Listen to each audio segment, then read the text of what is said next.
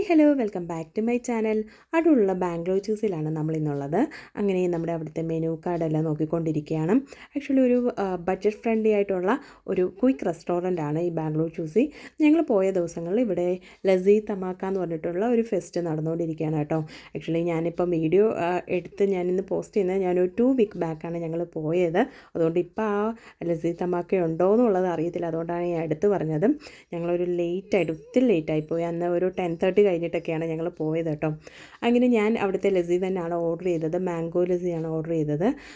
അതിൻ്റെ ആ പ്രസൻറ്റേഷൻ തന്നെ സൂപ്പറാണ് കാണാനും എല്ലാം.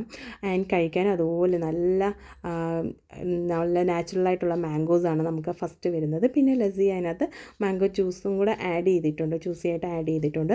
നല്ല സൂപ്പറാണ്. ആക്ച്വലി ഒരു ഉച്ചയ്ക്കൊക്കെ പോയി കഴിഞ്ഞാൽ ആ ഒരു ലസ്സി മതി നമുക്ക് സൂപ്പറായിട്ട് നല്ലൊരു റിഫ്രഷ് ആയിട്ടുള്ള ഒരു ഡ്രിങ്ക് ആയിട്ട് നമുക്ക് യൂസ് ചെയ്യാം. പക്ഷേ ഞങ്ങൾ നൈറ്റായിട്ട് പോയതുകൊണ്ട് ഞങ്ങൾ 3 പേരും കുടിച്ചിട്ടോ അത് തീരാത്ത അത്രയും ഉണ്ടായിരുന്നു കേട്ടോ.